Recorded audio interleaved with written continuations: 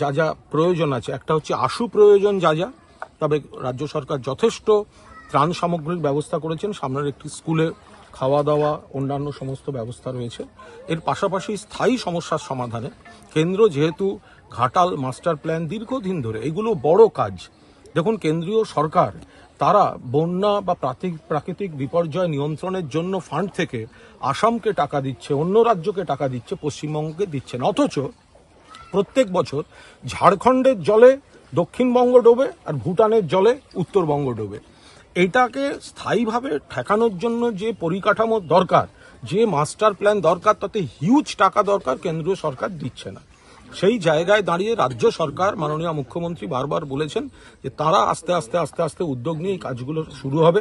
ফলে আশু পরিকাঠামোগত যে কাজ প্রয়োজন, আমরা ফিরে গিয়ে সেগুলো তাদেরকে জানাবো। যেহেতু পাঁশকুড়ায় মাননীয় মুখ্যমন্ত্রী আগের দিন পাঁশকুড়া দিয়েই এসছেন, পাঁশকুড়াতে গেছেন, আর এই গ্রামগুলো, আচ্ছা এ তো খুব মুশকিল, সেটা হচ্ছে পাঁশকুড়ায় বন্যা দুর্গত যদি থাকেন তাদেরও যেমন কষ্ট হচ্ছে, তাহলে কোলাঘাটের এই গ্রামে, এই সাউপাড়া গ্রাম বা এই পার্শ্ববর্তী গ্রামগুলো, তাদেরও তো একই কষ্ট। তাহলে এটা কোনো কথা হলো যে ওখানে কেন যাইনি, এখানেও কেন এসছি? মাননীয় মুখ্যমন্ত্রী আগের দিন বিস্তীর্ণ অঞ্চল তিনি পরিদর্শন করেছেন, পাঁশকুড়াতেও গেছেন।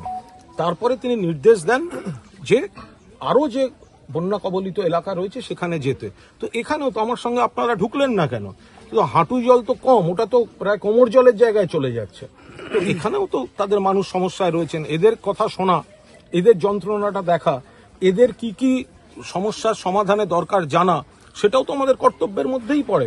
এবং পাঁশকুড়া শুধু নয়, অন্য সর্বত্র যেখানে বন্যা কবলিত এলাকা, সেখানে রাজ্য সরকারের, মমতা বন্দ্যোপাধ্যায়ের নেতৃত্বে রাজ্য সরকারের যারা মন্ত্রী, আমলা, অফিসাররা, কর্মীরা সবাই কাজ করছেন, আমাদের দলের জনপ্রতিনিধিরাও, সেটা আরামবাগ বলুন, যেখানে যেখানে জল আছে সব জায়গায় আমাদের দল সেখানে কাজ করছে। ফলে কেন এখানে এসছি, কেন ওখানে আসেনি, এটা মনে হয় একেবারে যিনি বলছেন তিনি একদম নিশ্চিত কোনো রাজনৈতিক দৃষ্টিভঙ্গি থেকে বলছেন।